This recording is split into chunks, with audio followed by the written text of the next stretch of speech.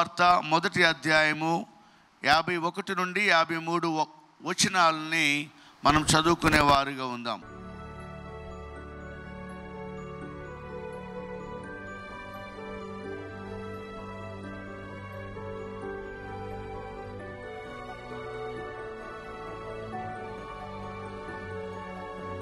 ప్రతి మనుషుడు కూడా ఈ భూలోకంలో ఏ దేశంలో నివాసం చేస్తున్నా, ఏ భాష మాట్లాడే వ్యక్తిగా ఉన్నా, వారి జీవితాలు ఎప్పుడు కూడా మార్పును కోరుకునేవారుగా ఉంటారు.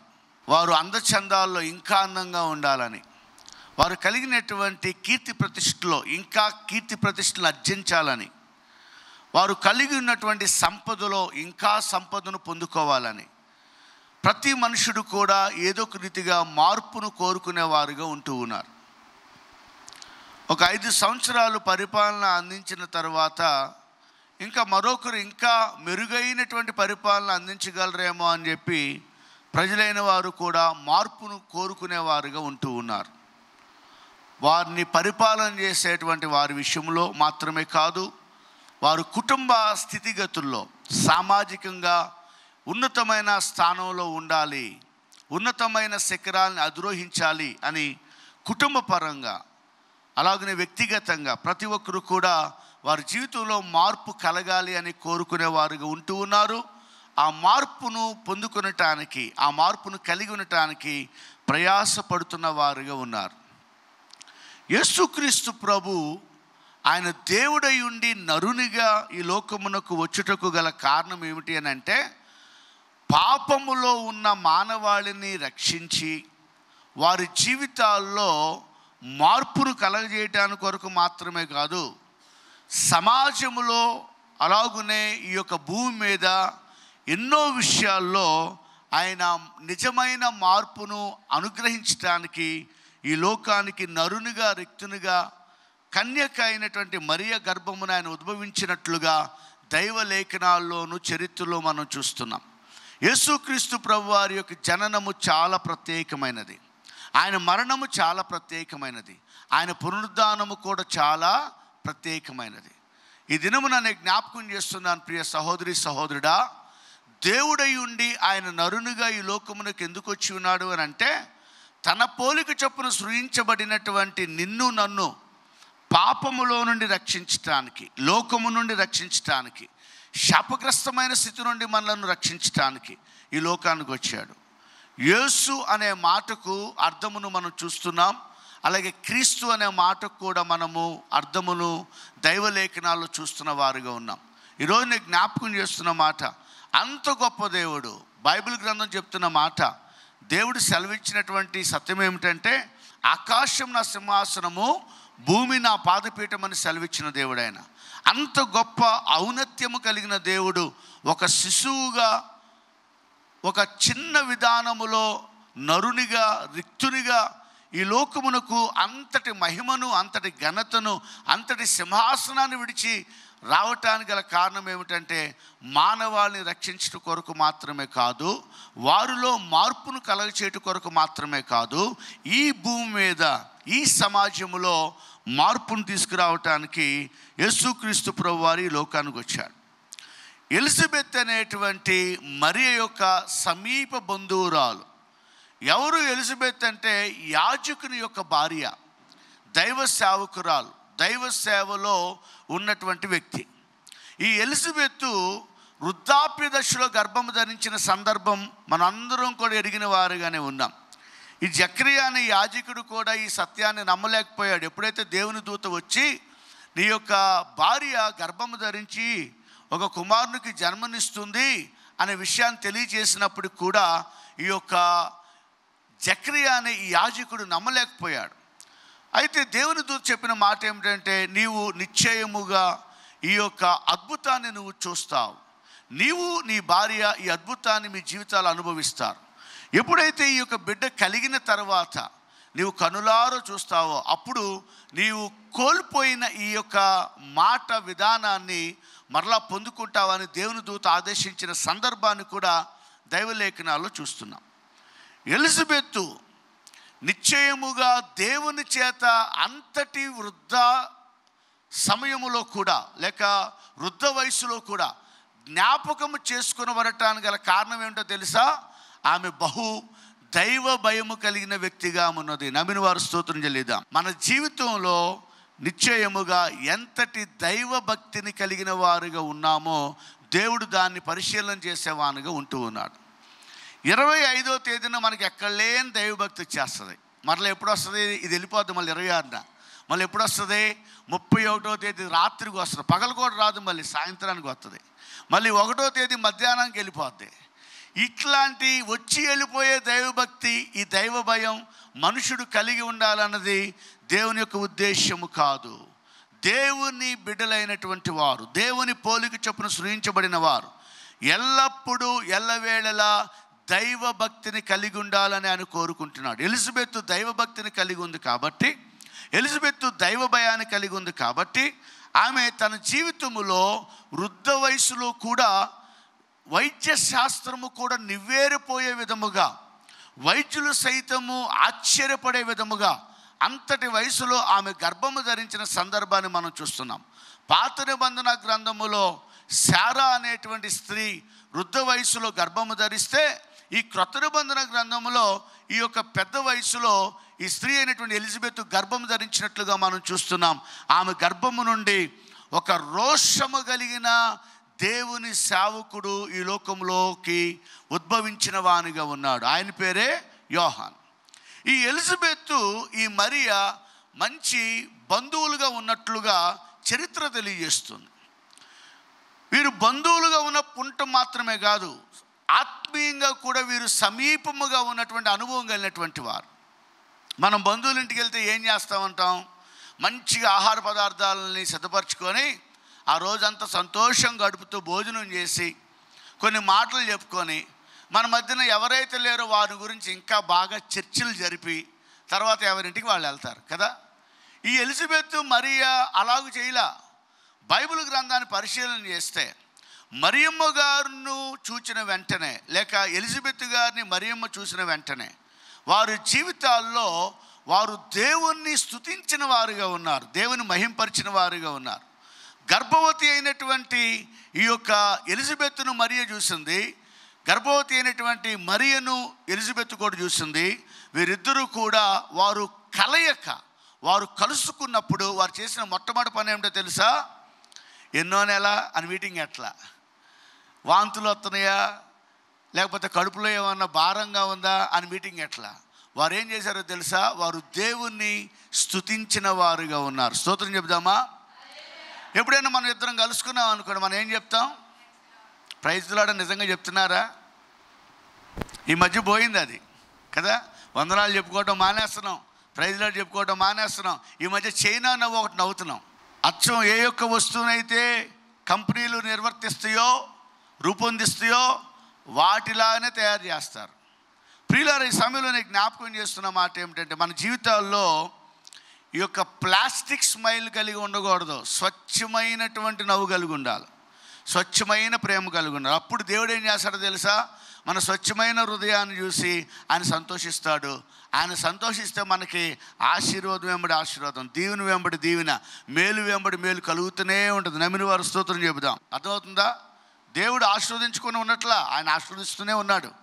అయినా ఆయన ఆశీర్వాదానికి మనం ఎందుకు దూరం అయిపోతున్నాం అంటే, స్వచ్ఛతను మనం మిస్ అయిపోతున్నాం. మన హృదయంలో స్వచ్ఛతను కలిగి ఉన్నట్లా కల్మషాన్నో, అసూయనో, ద్వేషాన్నో, మనిషి ఎదుట ఒకలాగా, మనిషి వెళ్ళిపోయిన తర్వాత ఒకలాగా, ఏదో అంటారు చూసారా, ఈ యొక్క పెదాలతో నవ్వుకొని నొసటితో వెక్కిరించడం అన్నట్లుగా, అటువంటి వైన్యం గనక, అటువంటి వైఖరి గనక మనలో ఉంటే, దేవుడు ప్రతి హృదయాన్ని పరిశీలించే దేవుడు కదా. ఆయన ఏమాత్రం మనల్ని బట్టి సంతోషించడు. దేవుడు నిన్ను బట్టి సంతోషిస్తున్నాడు అని అంటే అక్కడ నీ యొద్ద ఏముంటుందో తెలుసా? ఆశీర్వాదం ఉంటుంది. నిన్ను బట్టి ఆయన సంతోషిస్తున్నాడు అంటే అక్కడ ఏముంటుందో తెలుసా? దీవెన ఉంటుంది. నిన్ను బట్టి ఆయన సంతోషిస్తున్నాడు అక్కడ ఏముంటుందో తెలుసా? మేలు ఉంటుంది. కాబట్టి ఈరోజు నీకు జ్ఞాపకం చేస్తున్న మాట, ఈ మరియా ఎలిజబెత్తులు వారు కలయక దేవునికి మహిమను కలిగే విధంగా చేసింది. దేవుని బిడ్డలు కలుసుకున్నప్పుడు అలాంటి అనుభవం ఉండాలి. స్తోత్రం చెబుదామా? దేవుని బిడ్డలు కలుసుకున్నప్పుడు మనల్ని బట్టి దేవుడు ఆనందించాలి, సంతోషించాలి, ఆయనకు మహిమ కలగాల, ఆయన నామం కీర్తించబడాల. అట్టి అనుభవంలో దేవుని బిడ్డలైన వారుగా ఉండాలి అని అంటే దైవభక్తిని మన హృదయాంతరంగములో కలిగి ఉండాలి. మన పెదాల మీద కాదు, లేకపోతే మన యొక్క బాహ్య జీవితంలో కాదు, హృదయాంతరంగంలో దైవభక్తిని కలిగి ఉండాలి. ఆయన కనులార తేరి చూచినప్పుడు, ఆయన కన్నులు భూలోకమునంతటా సంచారము చేసినప్పుడు, నిన్ను చూచిన వెంటనే నీ హృదయాన్ని పరిశీలన చేయగా నీ హృదయములో ఉన్నటువంటి ఆ యథార్థత, ఆ పరిశుద్ధత దేవునికి బహు ఇష్టముగా ప్రీతికరంగా ఉండాలి. అలాంటి అనుభవంలో మనం ఉన్నప్పుడు దేవుడు మనల్ని బట్టి సంతోషించువానిగా ఉంటాడు. స్తోత్రం చెబుదామా? ఈరోజు నేను జ్ఞాపకం చేస్తున్న మాట ప్రియులరా, యేసుక్రీస్తు ప్రభువారు ఎప్పుడైతే నిశ్చయముగా ఈ భూలోకములో ఆయన ఉద్భవించిన వానిగా ఉన్నాడో, కన్యక అయినటువంటి మరియ ద్వారా ఈ లోకములోకి ఆయన వచ్చిన వానిగా ఉన్నాడో, ఆయన నిశ్చయముగా మనుషునిలో మాత్రమే మార్పును తీసుకురాలేదు, ఆయన సమాజములోనూ అలాగునే ఈ భూమి మీద కూడా మార్పును తీసుకుని వచ్చినటువంటి వానిగా ఉన్నాడు. యేసు ఏమి కార్యాలు చేయబోతున్నాడో ఎలిజబెత్ అనేటువంటి ఈమె పరిశుద్ధాత్మతో నింపబడి ఆమె మాట్లాడటం ప్రారంభించింది, ఆమె ప్రవచించటం ప్రారంభించింది. ప్రవచనం అనేటువంటి విషయాన్ని బాగా మీరు గమనించాలి, అందరూ ఈ మాట వినాలి. చాలామంది ప్రవచనం అనగానే ఒక జ్యోతిష్కు అనుకుంటూ ఉంటారు. లేదు లేదు, ప్రవచనం అనేది నీ జీవితంలో ఏం జరగబోతుందో ఎవరో దేవుని సన్నిధిలో ప్రార్థన చేసి తెలియజేసేటువంటిది కాదు. ప్రవచనము నిశ్చయముగా సంఘమునకు క్షేమాభివృద్ధిని కలగచేస్తుంది. అన్య భాషలు మాట్లాడటం అనేది ఒక వ్యక్తికి క్షేమాభివృద్ధిని కలగజేస్తుంది. పోయిన ఆదివారం రోజున నేను ఎక్కడి నుండి ఆరాధనలో కొంచెం సమయమైనా పాల్గొనాలనే ఉద్దేశంతో ఉండిపోయాను. నేను వెళ్ళేసరికి నేను 12:40కి ఫ్లైట్ విజయవాడ ఎయిర్పోర్ట్ని ఇంటర్నేషనల్ ఎయిర్పోర్ట్గా చేశాము. కాబట్టి గంటన్నర ముందు ఉండాలి. డొమెస్టిక్ ఎయిర్పోర్ట్ అయితే గంట ముందు ఉండాలి, ఇంటర్నేషనల్ ఎయిర్పోర్ట్ అయితే గంటన్నర ముందు ఉండాలని చెప్పారు. ఫ్లైట్ ఫుల్ అయిపోయింది అండి, మేమేం చేయలేమని చెప్పారు.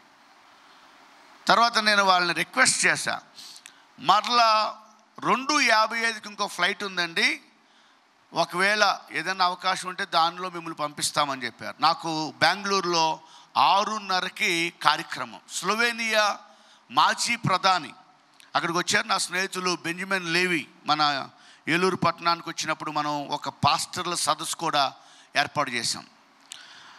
ఆయన గ్లోబల్ లీడర్షిప్ జెనీవా బెర్న్కి ఎగ్జిక్యూటివ్ డైరెక్టర్గా ఉంటూ ఉన్నాడు. థామస్ రెడ్డి గారు అనంతపురం నుండి ఆయన కారు మీద ప్రయాణమై బయలుదేరారు. నేను ఇక్కడ విమానంలో వెళ్తే ఆయన ఎయిర్పోర్ట్కి వచ్చి నన్ను పికప్ చేసుకుంటారని చెప్పారు. ఇక నేను చాలాసేపు రిక్వెస్ట్ చేశా, మరలా ఒక గంట ఆగి రమ్మన్నారు. గంట ఆగిన తర్వాత డెస్క్ దగ్గరికి వెళ్తే వాళ్ళు చెప్పారు, ఈ ఫ్లైట్ కూడా ఫుల్ అయిపోయింది సార్, మేమేం చేయలేమని చెప్పారు. ఒకవేళ ఆఖరి వరకు ఉంటారండి, ఏదైనా అవకాశం ఉంటే చూడండి అని నేను మరలా రిక్వెస్ట్ చేశాను. వాళ్ళు చెప్పిన మాట ఏమిటంటే, అయ్యా మేము ఒకవేళ ఎవరైనా ప్యాసింజర్ మిస్ అయినా మిమ్మల్ని అలాట్ చేయలేం, ఎందుకంటే ఒకవేళ ఎవరైతే ప్యాసింజర్ రాకుండా ఉన్నారో వాళ్ళ టికెట్ క్యాన్సిల్ చేసుకోవాలి, క్యాన్సిల్ చేసుకుంటేనే మిమ్మల్ని ఆ ఫ్లైట్లో పంపగలం. ఒకవేళ వాళ్ళ టికెట్ క్యాన్సిల్ చేయకోకుండా ఉంటే ఫ్లైటు సీట్ ఖాళీ ఉన్నా కూడా మేము పంపలేం, ఇది మా యొక్క నియమం అని చెప్పారు, మా యొక్క రూల్ అండి అని చెప్పారు. సరే, నేను పక్కకి వెళ్ళి దేవుని సన్నిధానంలో చిన్న ప్రార్థన చేశాను. ప్రభా, నీ చిత్తమైతే నేను ఆ మీటింగ్లో ఉండటం, నీ యొక్క ప్రణాళిక, నీ సంకల్పం అయితే నాకు అవకాశం దయచి. నేను ఇంకా అన్య భాషలో ప్రార్థన చేసుకుంటూ ఆ యొక్క విమానాశ్రయంలోనే అటు ఇటు తిరుగుతూ ఉన్నాను. ఇండిగో ఎయిర్లైన్స్ స్టాఫ్ యొక్క హృదయంలో ఒక కార్యాన్ని చేశాడు ఆయన.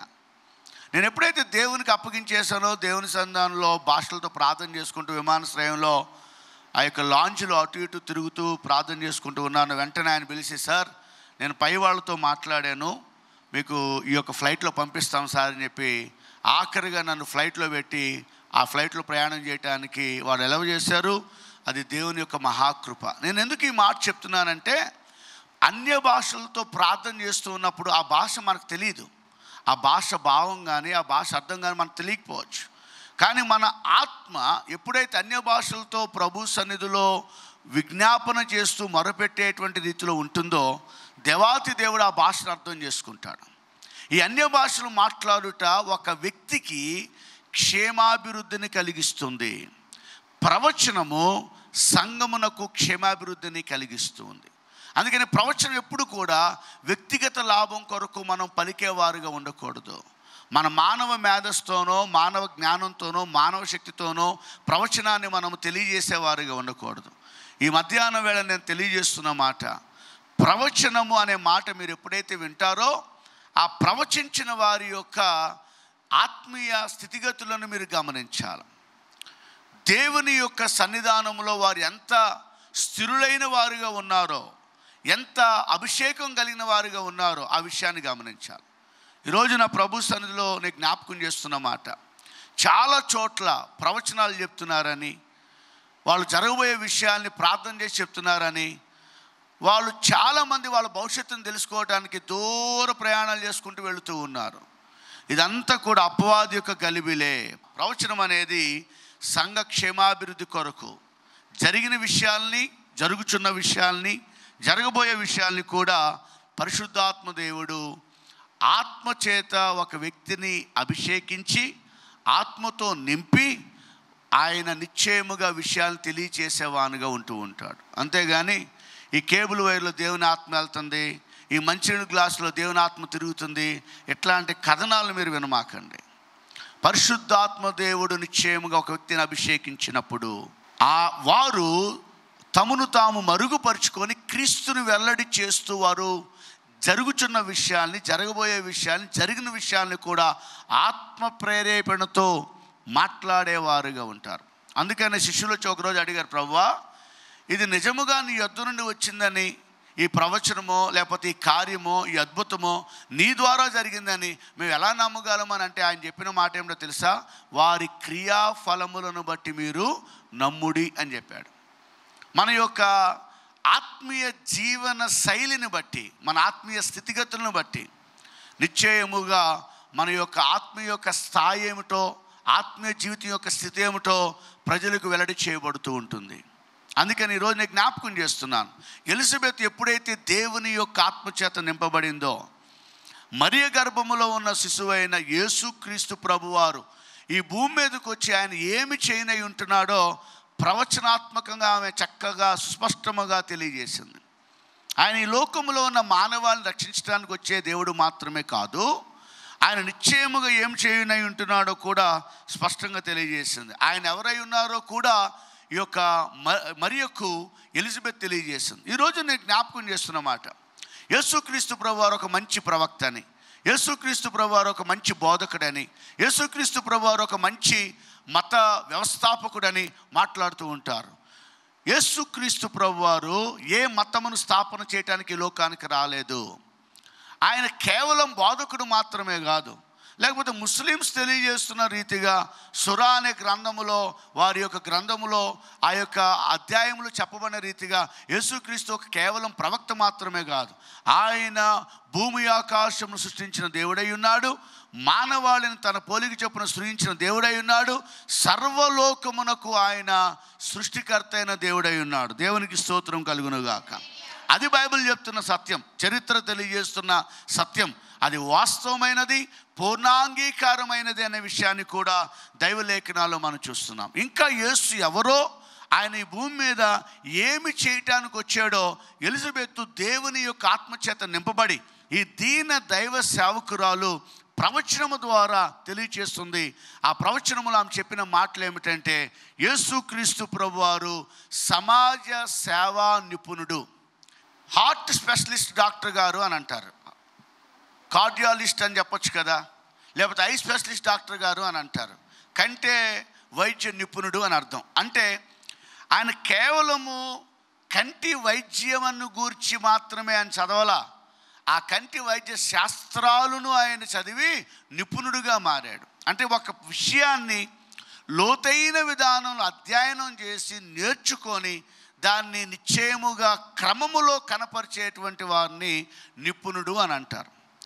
యేసుక్రీస్తు ప్రభువారు చేసినటువంటి సమాజ సేవ ఎవ్వరు ఎవరు ఎవరు ఎవరు భూమి మీద చేయలేదు, ఇక మునిపెన్నడూ కూడా ఎవరు కూడా చేయలేరు. మనం అనుకుంటూ ఉంటాం, ఒక 200 ఉలెన్ బ్లాంకెట్స్ ఇచ్చేసాం సమాజ సేవ.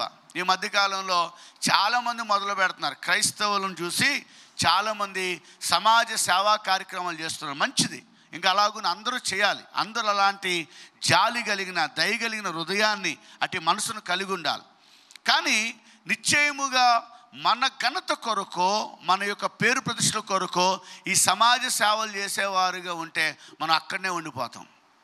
ఈ సమాజ సేవ చేసేటువంటి వారు ఎవరైనా సరే దేవునికి మహిమ రావటానికే చేయాలి, కానీ వాళ్ళకి ఘనత రావటానికి చేయకూడదు. స్తోత్రం చెబుదామా? చాలామంది మేము పేదవాళ్ళకి అన్నం పెట్టామండి, పేదవాళ్ళకి వస్త్రాలు ఇచ్చామండి. ఈ మధ్య ఒక ట్రెండ్ అయిపోయింది. చిల్డ్రన్ హోమ్స్కి, ఆర్ఫనేజ్కి వెళ్ళిపోయి ఆడ కేక్ కటింగ్ చేస్తారు. ఆ ఒక్క రోజుకి కొంచెం భోజనం పెడతారు, తర్వాత మరలా వాళ్ళ గురించిన జ్ఞాపకమే ఉండదు.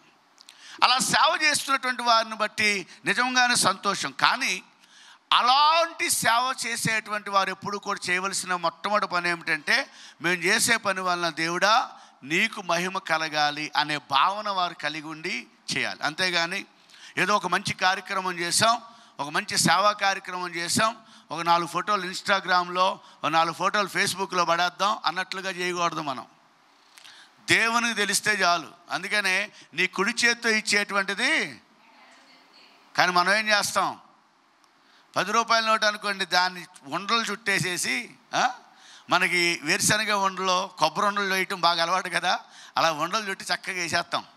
అదే ఒక 500 రూపాయలకి అయితే అనుకోండి, జాగ్రత్తగా దాన్ని మడతలు ఇప్పి ఎంత పొడుగుగా వేస్తాం అంటాం. మన మందిరంలో అలా చేయమనుకోండి. కానీ అలాంటి క్రమాన్ని ఎవరు ఇష్టపడరు? దేవుడు ఇష్టపడ్డాడు. యేసు ప్రభు వారు కానుకలు పెట్టి దగ్గర కూర్చున్నాడంట. ఉందా బైబిల్లో? మీ బైబిల్లో ఉందా? ఎక్కడ కూర్చున్నాడు? కానుకలు పెట్టి దగ్గర కూర్చున్నాడు. ఆయన కానుకలు ఎంత వచ్చినా లెక్క పెట్టడానికి కూర్చోలేదు అక్కడ.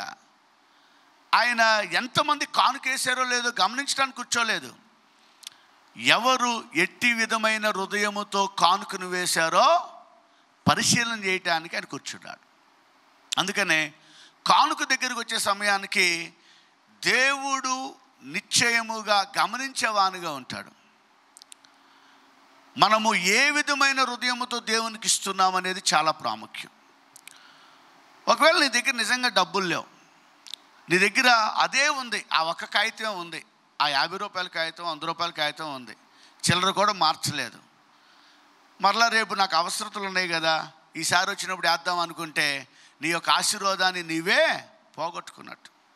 అలా కాకుండా ప్రభువా నా దగ్గర ఉన్నది ఇదే, నేను నీకు ఇచ్చేస్తున్నా, ఎందుకంటే నేను ఇచ్చేది 100 రూపాయలే, కానీ నువ్వు నన్ను పోషిస్తావు, నన్ను సంరక్షిస్తావు, నాకు కావలసిన అవసరతలన్నీ నువ్వు తీరుస్తావు. ఎందుకంటే నువ్వు వాగ్దానం చేసావు ఫిలిప్పీ 4:19లో, క్రీస్తు తన మహిమదైశ్వర్యం చెప్పున, ఎవరు మహిమదైశ్వర్యం చెప్పున?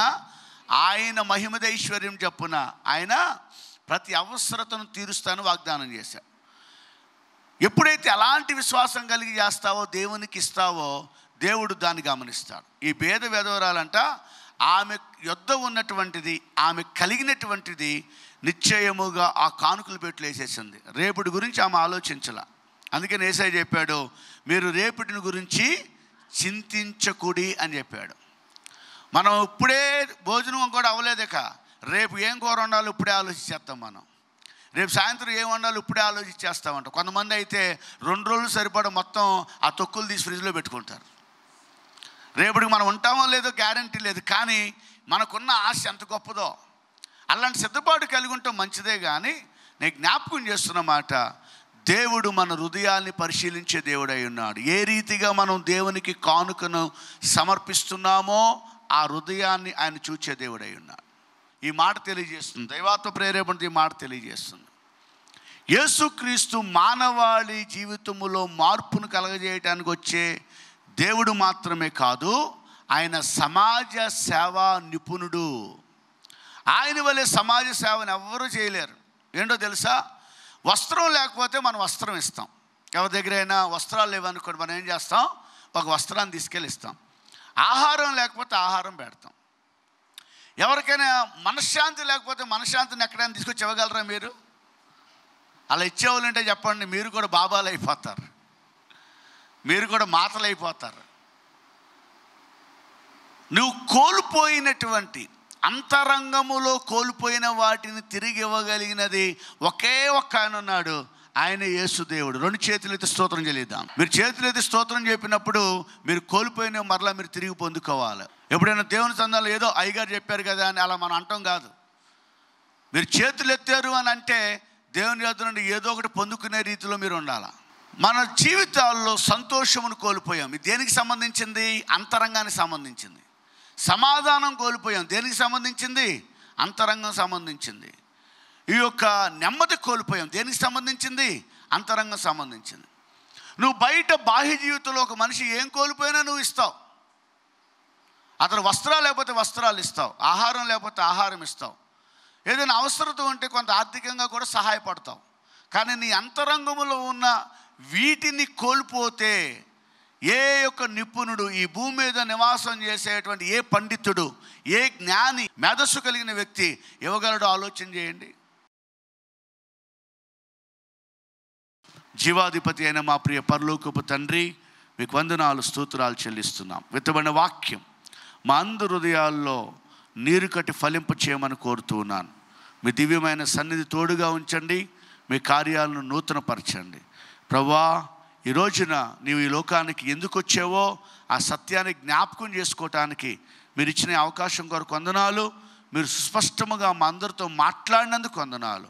మానవాళిని పాపమును రక్షించడం కొరకు మాత్రమే కాదు, సమాజ సేవ చేయించు, ప్రతి అవసరతలు తీర్చడానికి, అలాగే అవసరత ఉన్న వారి యొక్క ప్రతి ఒక్క విధమైనటువంటి అవసరతలను నీవు తీర్చి, నీవు సమాజ సేవా నిపుణుడిగా, ధార్మిక కార్యాలు చేసే నిపుణుడిగా, ఆర్థిక అవసరాలు తీర్చే నిపుణుడిగా ఉండే దేవుడు అనే విషయాన్ని జ్ఞాపకం చేసినందుకు వందనాలు.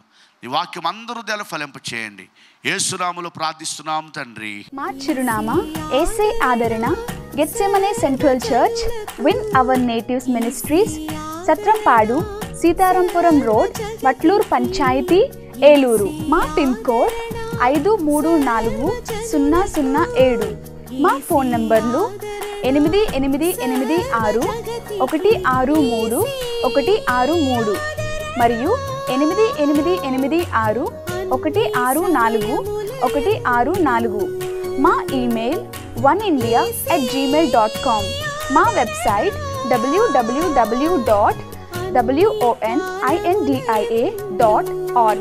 Our address Yese Adarana, Gethsemane central church, win our natives ministries, Satrampadu, Seetharampuram road, Vatluru panchayat, Eluru.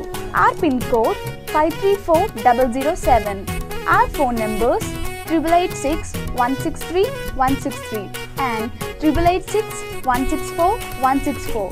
Our email oneindia@gmail.com. Our website www.wonindia.org.